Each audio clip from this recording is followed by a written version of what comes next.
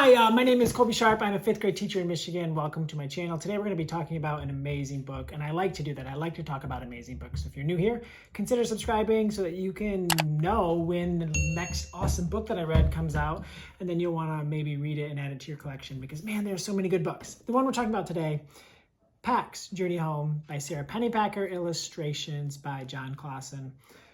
Many of us read Pax, right? There's 900,000 plus copies in the world. We were captivated by it. Our hearts were touched by it, but our hearts were also kind of ripped to shreds by parts of that book. And it is a book that remains in all of the hearts, most of the hearts, many of the hearts of people who read it. Like, it is such a powerful, unforgettable, amazing story. And I hadn't read it since it came out. And Pax, the original book, came out in, sorry, let me look real quick. I don't know. This one's coming out in 2021, so I don't know why I tried to look on the back. But I hadn't reread Pax. I've had kids read it. Kids fall in love with it. Kids have their hearts ripped to shreds by it. But I hadn't reread it.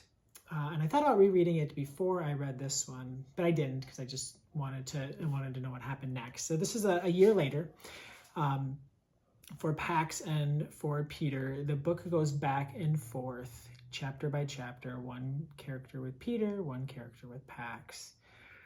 And a lot has happened in a year for both Peter and for Pax.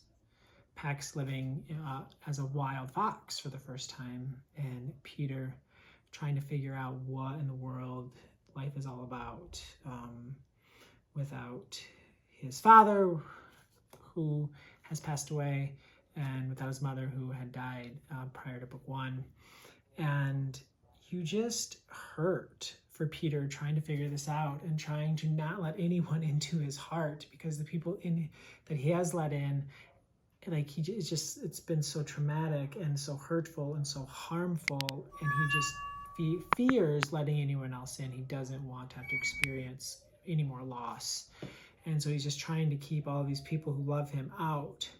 And he's just trying to basically like sabotaging his life. And it's really hard, I think, at times to read, and because you will fall so hard for this boy, and he's going through something so difficult. And meanwhile, Pax is dealing with an injury to his child. This young fox is not doing well, and you just see them both going on like this journey, and you keep wondering, like, are they going to see each other again a year later? Like, are they actually going to meet? And I won't give anything else away, but I will say that if you read Pax and your heart felt any way like mine did about that book, I highly recommend that you check this book out. It's just beautiful. And I didn't realize how bad I wanted to go back to this story, how bad I wanted to go back to this world, how much I needed to spend more time with these characters. And I think a lot of young readers are going to feel that way.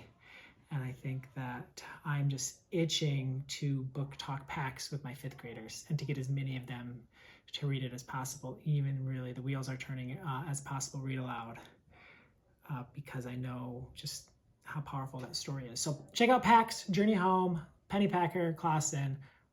Wow. So good. Thank you so much for tuning in. My name is Colby Sharp. I hope you have an awesome-tastic day.